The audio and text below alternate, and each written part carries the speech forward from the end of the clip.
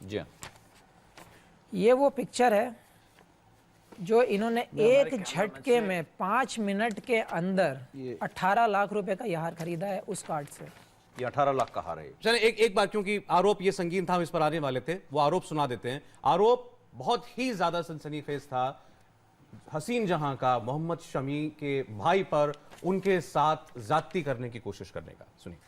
समी 2 साल से समी मुझसे खुला डिवोर्स मांग रहा है। मैंने पहले भी बताया था ये चीज। इसके बाद बहुत डराने के धमकाने के बाद भी जब समी मुझे घर से नहीं निकाल पाया, फिर भी मैं रही। फिर मैं वहां गई तो वहां का सिचुएशन जैसा वैसा रहता था। फिर समी के साथ वो लोग सब जुड़ भी जाते थे। वहां यहाँ मुंह से लड़ाई होती थी, हाथ पैर से लड़ाई होती थी, लेकिन फिर भी उतना नहीं होता था। लेकिन वो वहां जाने के बाद जो है वहां बिल्कुल खुला टॉर्चर किया जाता था मुझ पे। समी ने खुद मुझे कहा कि मेरे फैमिली को पता है तुम्हारा, मेरी फैमिली कैसा है, मॉडल मतलब मेरी फैमिली के लिए बहुत बड़ी बात है। मेरा भाई जो है तुम्हारे साथ रिलेशन बनाना चाहता है। ये मेरे कमरे के बाहर में, रूम के बाहर दरवाजे के पास समी ने ये मुझे बात कही और रूम के अंदर में वो हसीब घुसा था। ठीक है, उसके बाद समी ने मुझे धक्का दिया उस रूम में। धक्का देके समी ने वो दरवाजा लगा दिया और हसीब ने मेरे साथ गंदगी करने की करता रहा वो।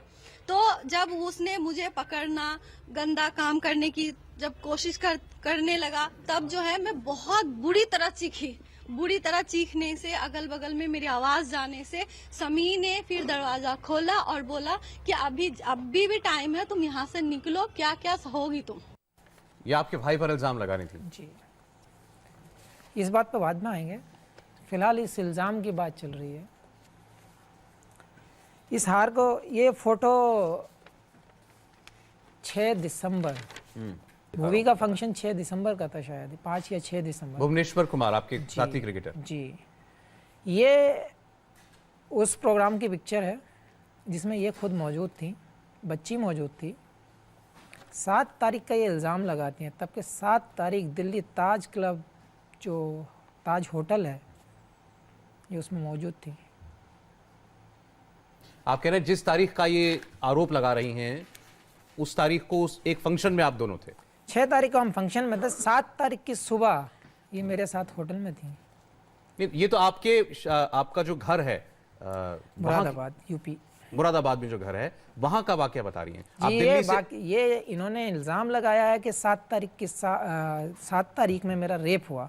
तब के 7 तारीख को मेरे साथ ताज होटल में थी शाम में। जी, ये आपके बैंक अकाउंट की डिटेल है मेरे, आप देख सकते हैं। मैंने वहाँ से क्रेडिट जो डिटेल्स, जो बिल पे किए थे, उसकी डिटेल उसमें है। ये सारा डाटा इसके अंदर मिलेगा आपको। बीसीसीआई इसकी चीज़ की गवाह है। उन्होंने मुझे, कब मैं यहाँ से निकला था, उन्होंने मुझे गाड़ी दी थी वहाँ घर ड्रॉप करने के लिए। तब के जब हम यहाँ से निकलते हैं और यूपी पहुँचेंगे हम, उस पहुँचने में कम से कम 5 से 6 घंटे लगते हैं, क्योंकि अब बिना, एक रेस्टोरेंट पड़ता है वहाँ पे बीच में, बिना उस पर कुल्फ़ी खाए, खाना खाए, ये वहाँ से निकल नहीं सकती। तो अगर आप खाना भी खाओगे तो आपको टाइम भी वेस्ट होगा। और ये कहती हैं मेरे साथ रेप हुआ 7 तारीख को। चलिए शाम को हम पहुँचते हैं वहाँ पे, वो भी मेरे पास ये चैट्स हैं जो हमारी स्टार्ट हुई थी सारी। 5:30 बजे हमारी चैट स्टार्ट होती है। क्यों? क्योंकि मैं इनके साथ नहीं था 5:30 बजे। और 5:30 बजे से पहले चैट इसलिए नहीं थी क्योंकि ये मेरे साथ थी। सुबह से लेकर आप साथ में मेरे इस सीट पर बैठे तो मैसेज की ज़रूरत नहीं है। जब आप मेरे साथ ट्रैवल कर रहे हो तो आपको मैसेज की ज़रूरत नहीं है शायद, मुझे जो लगता है, क्योंकि यहाँ से यहाँ के लिए आप मैसेज नहीं करोगे। आप घर पहुँचते हो, मैं इनको ड्रॉप करता हूँ और फार्म हाउस पे चला जाता हूँ, जो इनके ही नाम पे है, इनके ही नाम से वो फार्म हाउस है। ये कहती है मुझे खर्चा नहीं देते हैं। ये 18 लाख का हार खरीद के लाई थी एक झटके में, बिना पूछे, किसी वजह के। पहला हार ये लेकर आई थी, उसको तोड़ दिया था। ये दूसरा हार फिर प्रोग्राम के लिए लेकर आई थी। ये कहती है मुझे खर्चा नहीं देते हैं। हर महीने घर का खर्चा आता है। अब 7 तारीख की शाम जब हम लोग आ जाते हैं, मैं फार्म हाउस पे जाता हूँ, इन्होंने मुझे मैसेज करती हैं कहाँ हो। चैट है अगर देखना चाहते हैं तो। मैंने फार्म हाउस पे हूँ, बोले आपको सर्दी लगी है, आपको ज़ुकाम हो रहा है, ठंडा लगा है, आप बिना स्लीव मतलब बिना जैकेट के आप बाहर निकलो, आपको ठंडा लग जाएगा। मैंने मुझे लगेगा तो मैं ले लूँगा, गाड़ी में हीटर है उसमें बैठ जाऊँगा। तो बोले आएंगे कब? मैंने आ जाऊँगा जल्दी। शाम को मैं अकेला घर जाता हूँ। भाई का कोई जिक्र नहीं है। जिस भाई ने गंदगी इनके साथ की है, ना उसकी लोकेशन वहाँ पे है, ना उसका मतलब है वहाँ पे भी, वो बंदा वहाँ पे है ही नहीं।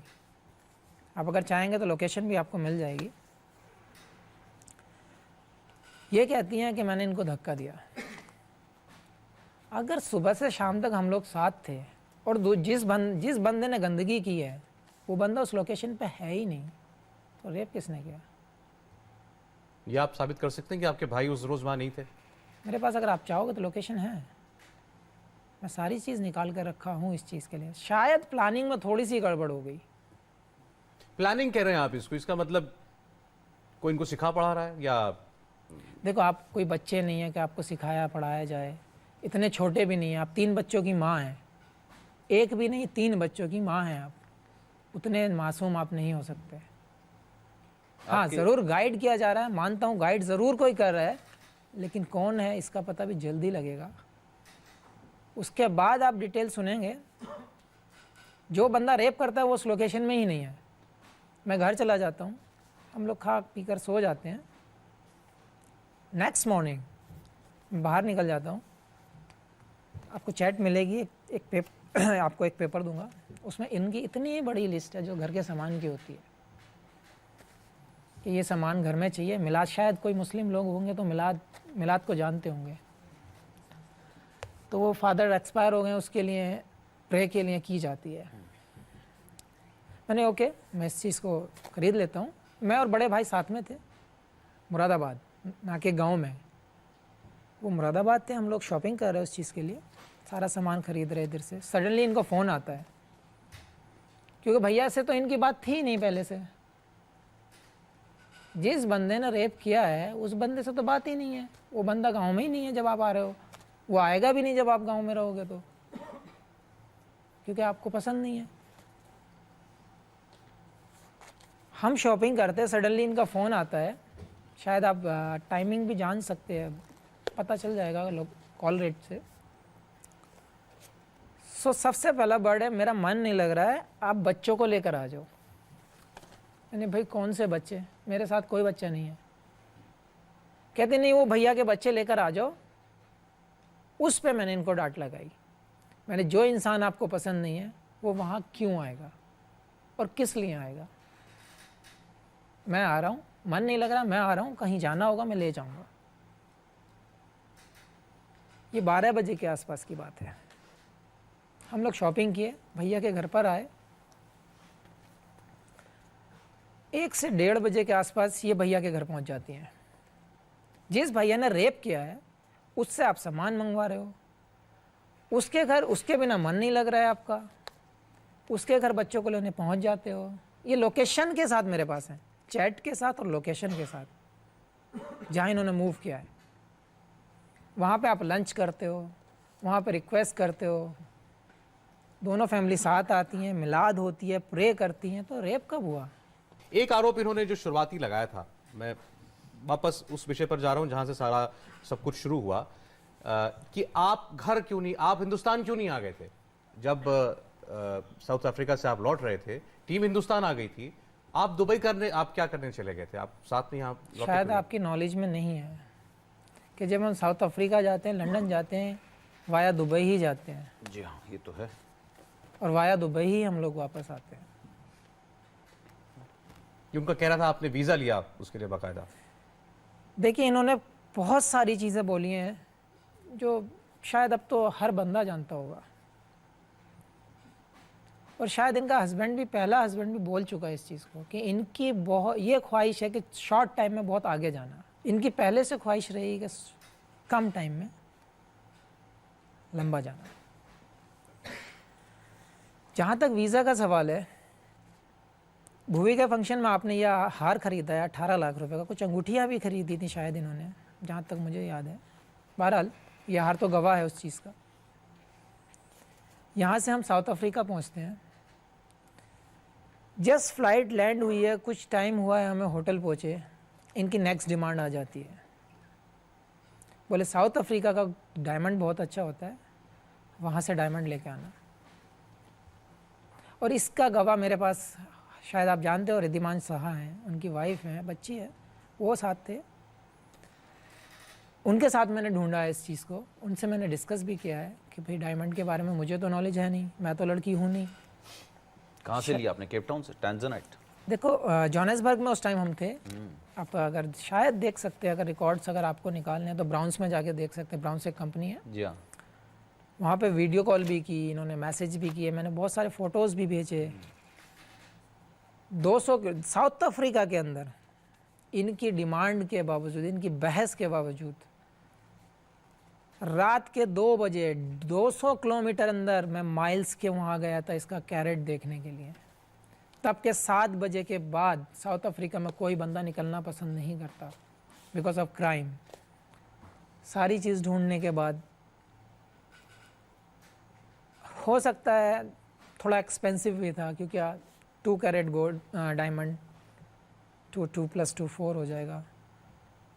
ई ग्रेड का बहुत एक्सपेंसिव होता है, मेरे हिसाब से कान के लिए बहुत ज़्यादा एक्सपेंसिव हो गया है। जो और लो ग्रेड के थे वो मिनिमम 40 लाख के थे। सो मैंने इनसे डिस्कस किया, बहुत सारे मैसेज, और अगर आपको डिटेल्स चाहिए तो वो मिल जाएंगी, कोई इशू नहीं है। डिस्कस हुआ, मैंने भाई देखो, जिस बंदे से मैं ख़रीदने जा रहा हूँ, वो बंदा, वो लेडी वीडियो कॉलिंग में मेरे साथ खड़ी है, उसने इसको खुद बोला, आप पहले इंसान मिले हो जो इतना एक्सपेंसिव चीज़ कान के लिए ले रहे हो, क्योंकि बाल बड़े होते हैं, ढक जाते हैं, उसका कोई मीनिंग नहीं बनता। हाँ, आपके पास बेतदाद पैसा है तो वो बात अलग है। उसने ये एडवाइस दी। जब टूर का लास्ट होता है, कुछ ही दिन पहले, शायद 8-10 दिन पहले, ये मुझसे आज इस चीज़ को पूछती हैं, बोले आप दुबई जाओगे? क्योंकि पता है वाया दुबई बंदा वापस आएगा। मैंने हाँ दुबई तो जाऊँगा। बोली एक काम करना, यहाँ से छोड़ दो, आप दुबई से गोल्ड लेके आना। और जो बाकी शॉपिंग साउथ अफ्रीका की जो 2 बैग्स भर के आए हैं वो अलग चीज़ है, ये केवल शॉपिंग की बात हो रही है। जो यहाँ से ऊपर वाली चीज़ है, ड्रेसेस, शूज़, ये चीज़ छोड़ दो, ये अनलिमिटेड चीज़ है। अगर आज भी आप घर में जाकर देखोगे तो कई सौ ऐसे कपड़े मिलेंगे जिनसे टैग नहीं छूटा है, वो चीज़ छोड़ दीजिए। मैंने शायद इन्होंने रिकॉर्ड भी किया होगा इस चीज़ को, मैं उम्मीद करता हूँ कि इनके पास ज़रूर होगी वो चीज़, क्योंकि पिछले 4 साल से रिकॉर्ड कर रही है, मतलब कुछ प्लान में तो पहले से ही हैं इस चीज़ के। क्योंकि कोई बंदा जब प्लान करता है तब सबूत रखने की कोशिश करता है, हमारे पास तो कोई